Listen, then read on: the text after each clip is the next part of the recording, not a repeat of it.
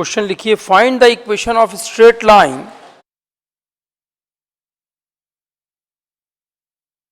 Where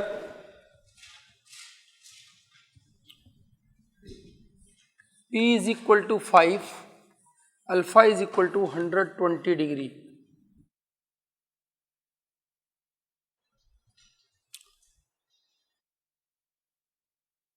देखिए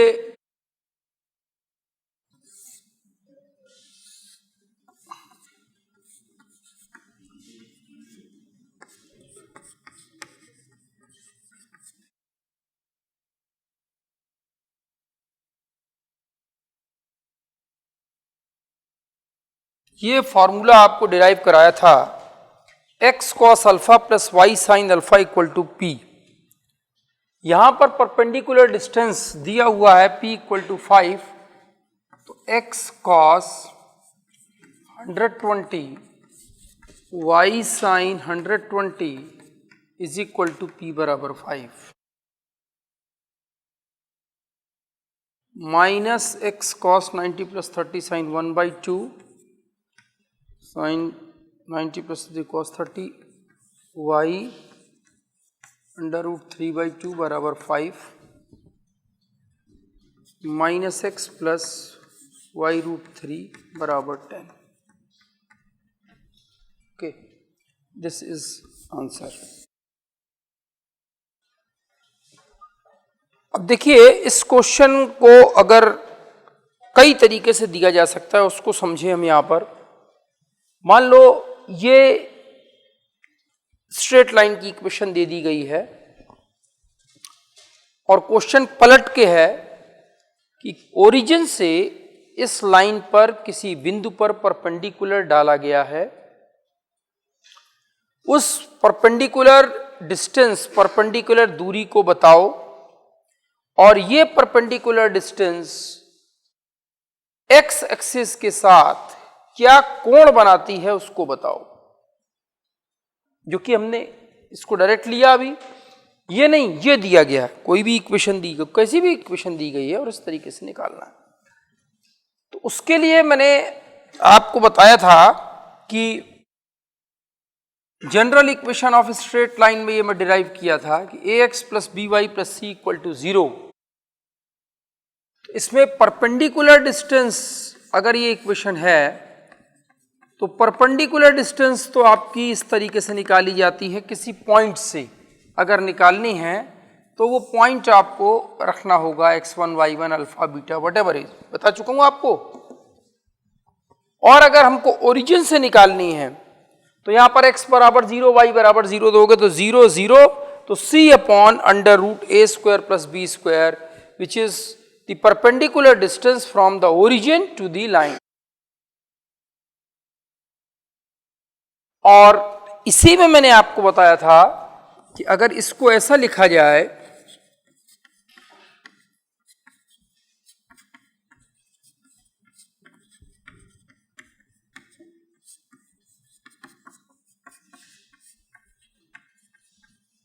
लिख सकते हैं, इसमें अगर ये लेंथ a है और ये b है, उस हिसाब से डेरिवेशन में ये बनता था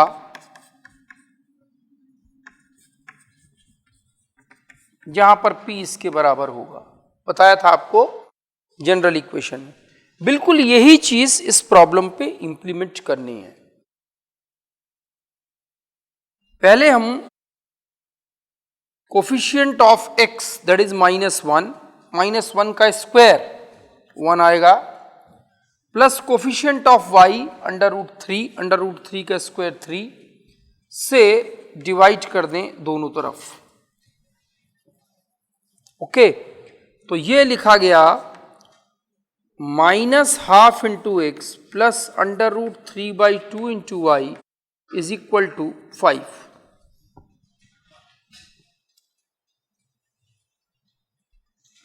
तो ये तो हुआ, इसको तो अगर कॉस फॉर्म में लिखना है तो माइनस में है, तो cos 120 into x plus sign, ये तो 60 की भी वैल्यू होगी, लेकिन इसके सिमिलरिटी लाने के लिए ये साइन 120 की भी वैल्यू होगी इक्वल टू P बराबर, इक्वेशन दी है और इससे दोनों वैल्यू आपने निकाल ली, P बराबर 5 और अल्फा बराबर 120। तो कोई इक्वेशन दी हुई है उससे अगर आपको वैल्यू निकालनी है तो इस तरीके से आप कोफिशिएंट से इसके डिवाइड करके और स्टैंडर्ड फॉर्म में कन्वर्ट करिए और उसके बाद कंपेयर कर दीजिए तो आपको वो रिजल्ट मिल जाएगा। ये हर प्रॉब्लम्स में एक्चुअली हो सकता है जो आपको बताई गई। जिस फॉर्म में भी, मान लो इसी में इंटरसेप्ट फॉर्म बनानी होती तो इंटरसेप्ट के लिए क्या करते आप 10 से डिवाइड कर देते तो यहाँ 1 बन जाता। अगर इसी को इंटरसेप्ट फॉर्म बनाना है तो -x/10 plus y√3/10 is equal to 10/10। तो ये आ गया x/-10 plus y/10/√3 is equal to 1। तो a बराबर -10 और b बराबर 10/√3। ये इंटरसेप्ट फॉर्म आ गई कि एक x एक्सिस के द्वारा काटे गए अंतःखंड की लंबाई हो गई -10 और y एक्सिस के पे काटे गए अंतःखंड की लंबाई हो गई 10/√3। जैसे आपको जनरल इक्वेशन में सारे फॉर्म दिखाए थे उसी तरीके से, अब मान लो इसी में पूछा जाता है कि जो लाइन है उसकी स्लोप क्या होगी। अब स्लोप क्या होगी, स्लोप फॉर्म आपने पढ़ी y = mx + c। इस फॉर्म में लिख दीजिए, आपको स्लोप मिल जाएगी। इंटरसेप्ट देखो यही मिल रहा होगा जो यहां पर मिल रहा है y एक्सिस के साथ। तो यहां पर y√3 बराबर x + 10। So y is equal two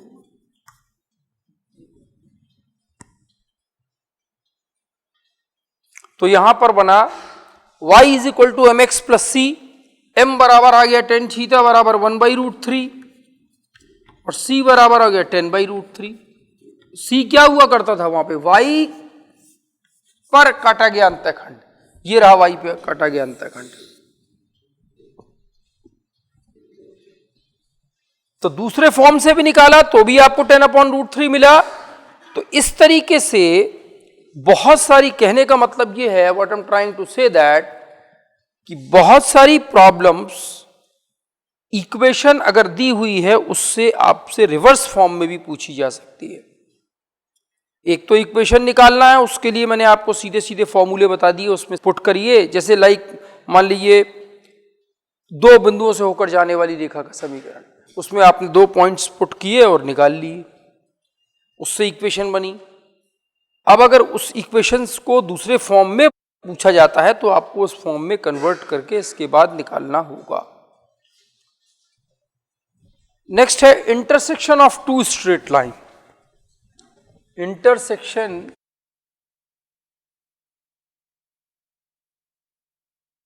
intersection of 2 straight line.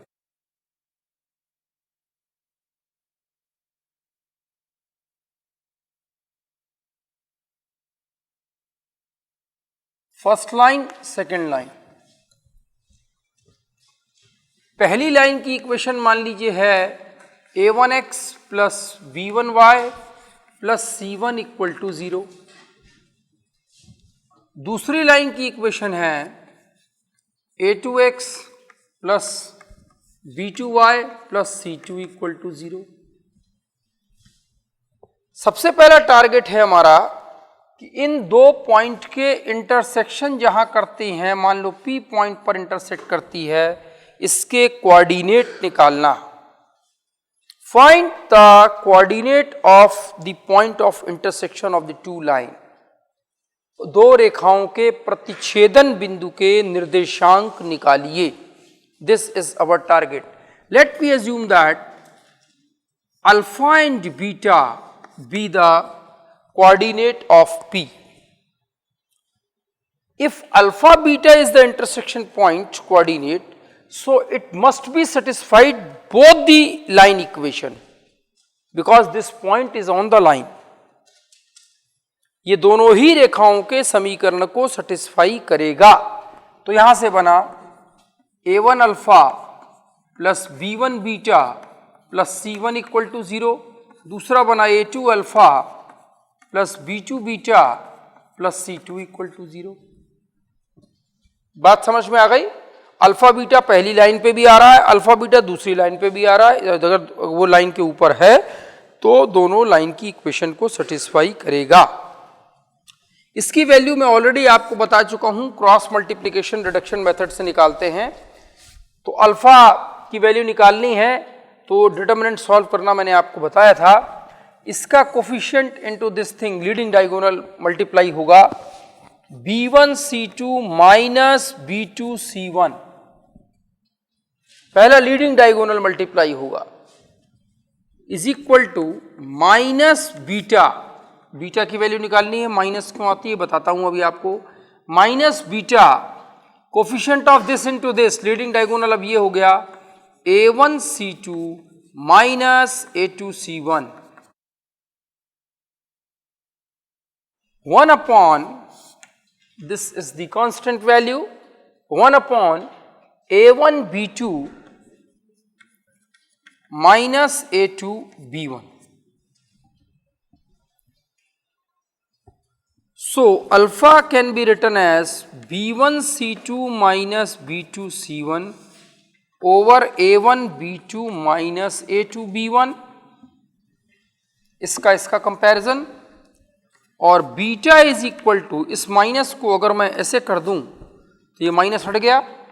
Beta is equals to a2c1 minus a1c2 upon a1b2 minus a2b1। This is beta, and this is our target to find the coordinate intersection point, coordinate of the intersection point alpha beta. Why we are taking here minus? This can be obtained from minus 1 to the power r plus c, order of the element, number of row and number of column. Yes, it can also be found through determinant easily. How? Alpha beta 1 a1 b1 c1 a2 b2 c2. You can solve this determinant, you will get the similar value of alpha and beta, both are the same thing.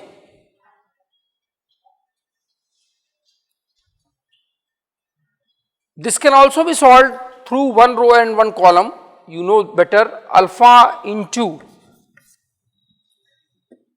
how it can be solved? Alpha जो है इस तरह से cross हुआ, first row and first column, it multiply b1 c2 minus b2 c1, b1 c2 minus b2 c1 minus beta. तो वहां मैंने आपको बताया होगा कि यहां निगेटिव क्यों आएगा।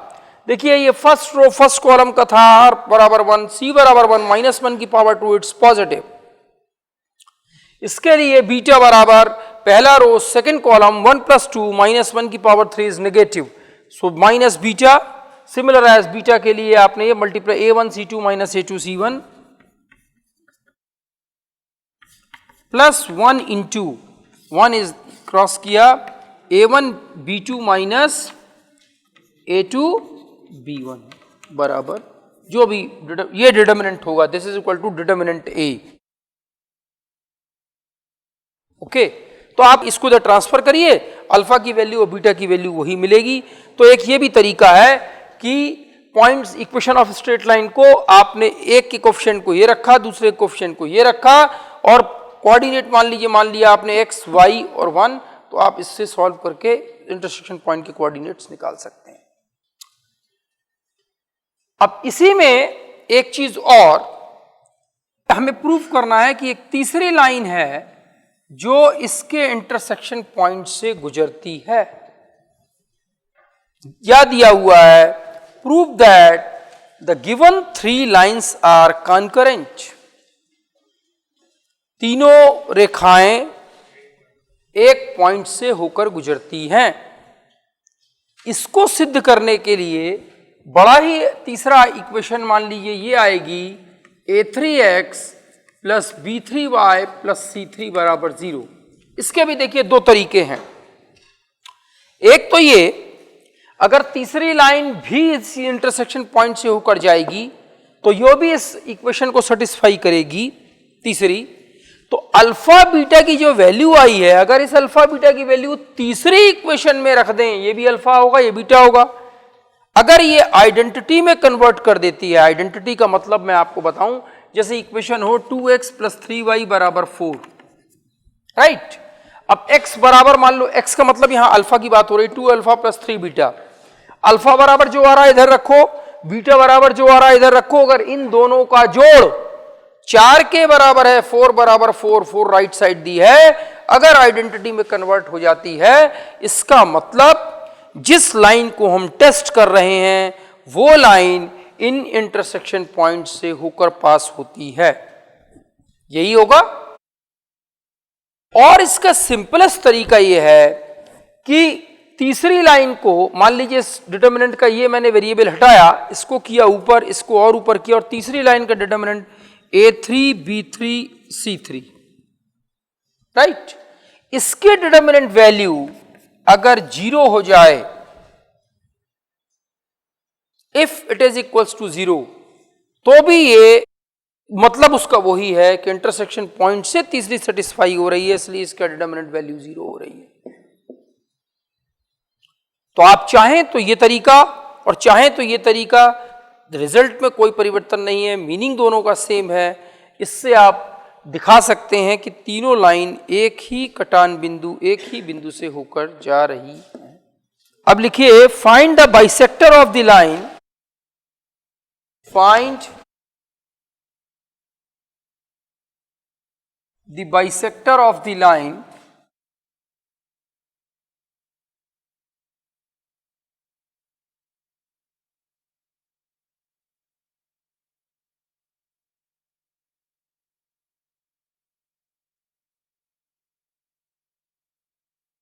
इसकी बाइसेक्टर की इक्वेशंस निकालनी है। दो लाइंस दिए हैं। बाइसेक्टर की इक्वेशन जो a1x plus b1y plus c1 upon under root a1 square plus b1 square is equal to plus minus a2x plus b2y plus c2 upon under root a2 square plus b2 square, ये बताया गया था आपको। तो इसमें 2x minus y plus 3 upon under root, coefficient है 4, ये minus 1 plus 1 equal to plus minus 6x plus 2y plus 5 upon under root 36 plus 4।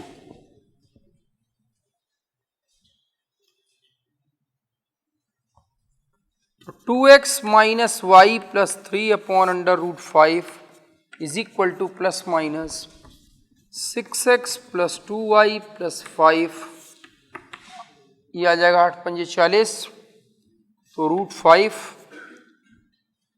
10 आएगा, रूट 10 टू रूट 10। एक बार प्लस ले लीजिए और एक बार माइनस ले लीजिए और सॉल्व कर दीजिए। जैसे इसकी वैल्यू तो देखिए 2 रूट 2 आ जाएगी, तो यहां से आया root 2 into 2x minus y plus 3, एक बार प्लस लिया तो 6x plus 2y plus 5 2 root 2, और एक बार यहां पर इसी इक्वेशन में माइनस लेंगे तो बाइसेक्टर वो आ जाएगा 2 root 2 2x minus y plus 3 बराबर माइनस ऑफ दिस थिंग। ये दो बाइसेक्टर्स की इक्वेशन आएंगी। दो बाइसेक्टर क्यों आते हैं, ये मैंने आर्टिकल में आपको बताया था कि दो बाइसेक्टर क्यों आएंगे, बताया गया था आप लोगों को। भाई ये क्रॉस कर रही है, एक बाइसेक्टर इस एंगल का है और एक बाइसेक्टर ये भी तो है, एक बाइसेक्टर इस एंगल का है। तो जिसका एक्यूट का आ रहा है वो पॉजिटिव है और जो ऑब्ट्यूस आ रहा है वो निगेटिव है। अब आपको इसी क्वेश्चन में निकालना है angle between the two straight line.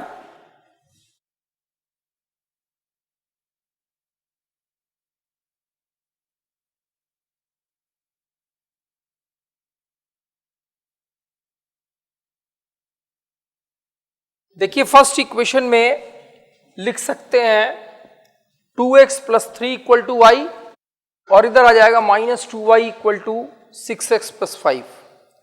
तो यहां से आया y बराबर mx प्लस c, m1 बराबर आ गया 2, पहली लाइन की स्लोप। y बराबर माइनस 3x माइनस 5 बाई 2, तो m2 बराबर आया माइनस 3। दोनों के बीच का एंगल अल्फा, फॉर्मूला आपको बताया था tan inverse m1 minus m2 over 1 plus m1 m2, ये बताया गया था। तो यहां पर 2 plus 3 upon 1 minus 2 into minus 3 tan inverse, ये बराबर आया tan इनवर्स 5 अपॉन 7।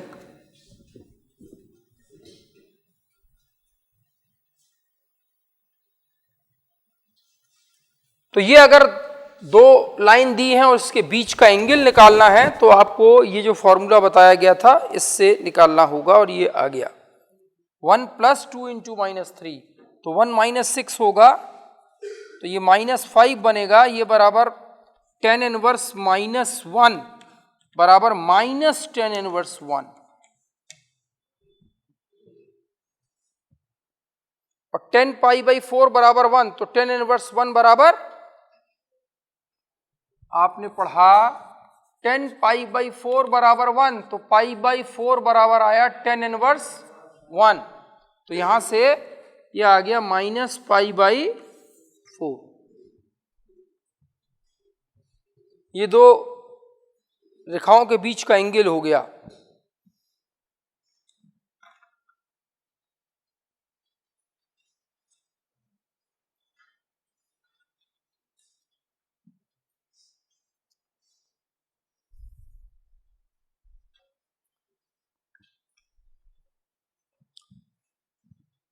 इसमें देखें और प्रॉब्लम्स दी हैं, ये इसमें बाइसेक्टर की ही है, वो आप कर लेंगे। Pair of straight line, pair of straight line में general degree of the second degree equation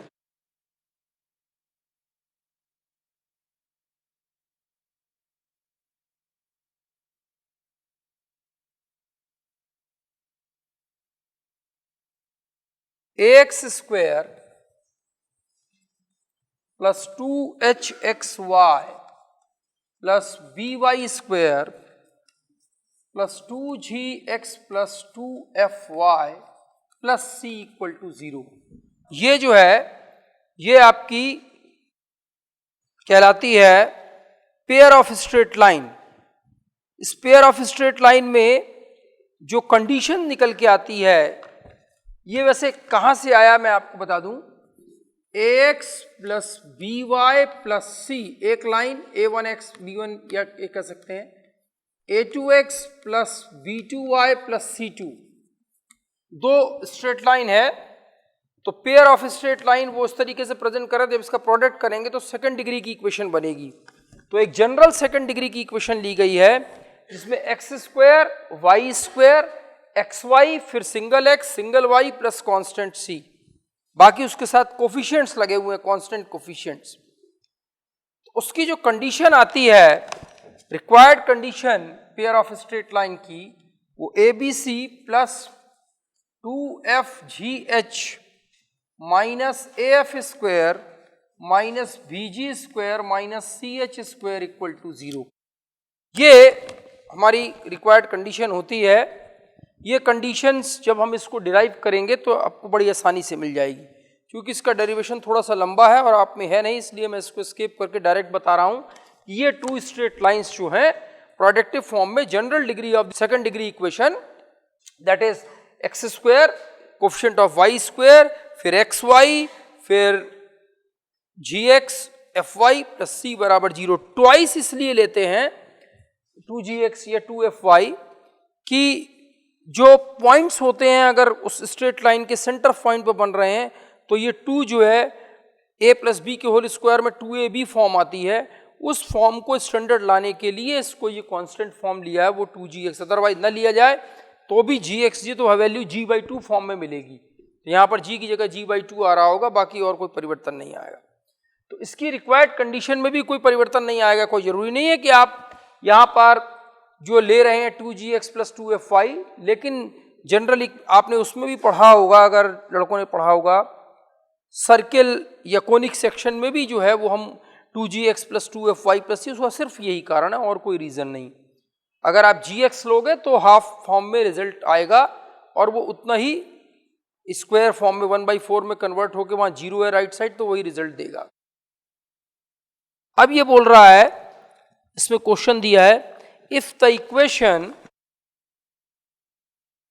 12x² - 10xy + 2y² + 11x - 5y + k = 0 presenting the two straight line, then find the value of k, find the value of k। तो इसमें आपको कुछ नहीं करना है, इससे comparison करिए। a बराबर 12, 2h बराबर आया -10, b बराबर 2, 2g बराबर 11, 2f बराबर -5 और k बराबर c। अब इस रिक्वायर्ड कंडीशन में रखिए, तब आपको k का मान मिलेगा। a b c 12, 24 और c बराबर k है 24k plus 2fgh 2f f बराबर -5/2, g बराबर 11/2, h बराबर -5 माइनस af² 12f² बराबर 25/4 minus bg² 4 121/4 11/2 minus ch² c बराबर k और h² बराबर आया 25 बराबर। चलिए सॉल्व करिए, इससे आपको k का मान मिल जाएगा। k की वैल्यू निकालनी थी कि k के किस मान के लिए ये equations pair of straight line को प्रेजेंट करती है। तो इसको सॉल्व करेंगे तो k की वैल्यू आ रही है 2, ये आप खुद निकाल लीजिएगा, मैंने सारी वैल्यू रख दी हैं। k बराबर आएगा 2। नेक्स्ट है, prove that x² 6xy + 9y² 4x + 12y - 5 = 0 always presenting two parallel lines, always presenting two parallel lines and find the distance between them। okay, find distance between them। two parallel lines, पहले तो distance between them कैसे निकलेगा ये शायद मैं आपको बता चुका हूं। किसी पॉइंट से अगर आप इस पर परपेंडिकुलर डालें और उसी पॉइंट से आप दूसरी लाइन पे परपेंडिकुलर डालें, इसी से एक्चुअली होकर गुजरेगा। तो पहला, अगर मान लीजिए ये कहा जा रहा है कि ये फर्स्ट D1 पहली लाइन है D1 और ये डिस्टेंस परपेंडिकुलर D2 है, तो ये डिस्टेंस निकालने के लिए हम कह सकते हैं D1 - D2। ये होगा दो समानांतर रेखाओं के बीच की दूरी। तो इसके लिए D1 D2 perpendicular distance. Perpendicular distance क्या है? किसी बिंदु से इस रेखा पर लंब डालना है। जैसे मान लो 2x + 3y + 4 पर लंब निकालने की 4 + 9, ये परपेंडिकुलर डिस्टेंस का फॉर्मूला होगा। अब जिस बिंदु से डालना है उस पे ये पॉइंट रख दो तो ये D1 निकल के आएगा पहले का। ऐसे ही d2 का दूसरे का, फिर आपको d1 माइनस d2 या d2 minus d1 quadrant system में निगेटिव आए, लेंथ निगेटिव में नहीं होगी, तो चाहे आप इसको पॉजिटिव लो चाहे उसको निगेटिव लो, अल्टीमेटली जो रिजल्ट आएगा वो distance between the two lines आएगा। अब हमें इस क्वेश्चन में पहले तो ये करना है कि ये पेयर ऑफ पैरेलल लाइंस को बता रही है, इसका मतलब स्लोप बराबर होनी चाहिए दोनों लाइन की, तभी वो उसको बता रहा होगा। x प्लस 3y का होल स्क्वायर बराबर x square plus 6xy plus 9y square plus 4x plus 3y minus 5 equal to 0, right. x plus 3y is equal to, मान लीजिए u आ गया, तो ये लिखा हुआ है u square plus 4u minus 5 equal to 0।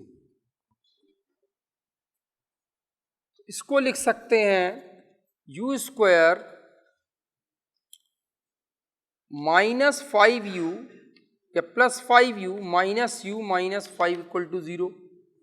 Quadratic equation बन रही है u plus 5 minus 1 u plus 5 equal to 0, तो u minus 1 u plus 5 equal to 0। u की वैल्यू है x plus 3y, x plus 3y minus 1 into x plus 3y plus 5। Yes, देखिए दो line आ गई, एक लाइन ये और एक लाइन ये, इसकी भी स्लोप 3 है और इसकी भी स्लोप 3 है। पहली लाइन ये आ गई x plus 3y minus 1 equal to 0 first line, दूसरी आई x plus 3y plus 5 equal to 0 ये दूसरी लाइन। दोनों लाइन की स्लोप बराबर है, y बराबर में x प्लस c के फॉर्म से भी निकाल सकते हो, तो दोनों लाइन की स्लोप बराबर है, इसलिए ये पैरेलल लाइंस को दिखाती हैं। पहला पार्ट प्रूफ हो गया। अब आपको दिखाना है कि दोनों के बीच की डाले गए लंब की दूरी के अंतर, तो दोनों लाइन से पॉइंट कोई दिया नहीं है, तो बजाय इसके आप ओरिजिन से लंब डाल दो इसमें दोनों में। अगर ओरिजिन से लंब डालोगे तो यहां पर आएगा p बराबर 1 अपॉन अंडर रूट 1 प्लस 9। देखिए फर्स्ट लाइन में ये आएगा 1, उधर क्या आपको बता चुका हूं article ax plus B Y plus C, origin से लंब डालना, x बराबर 0 y बराबर 0, तो 1 अपॉन अंडर रूट 10। चाहे माइनस लिखो चाहे प्लस लिखो, इससे कोई फर्क नहीं पड़ता है। अगर आप इधर लिखोगे तो माइनस 1 अपॉन अंडर रूट 10 होगा, उधर लिखोगे तो 1 अपॉन अंडर रूट 10 होगा। इधर लिखोगे ये p1 आया, p2 बराबर आ गया माइनस 5 अपॉन अंडर रूट 10। एक ही फॉर्म में लिखना होगा, अगर हम उधर से लिख रहे हैं 1 अपॉन अंडर रूट 10 तो यहाँ 5 अपॉन अंडर रूट 10, तो माइनस 5 अपॉन अंडर रूट 10। तो d1 डिस्टेंस बराबर आया 1 अपॉन अंडर रूट 10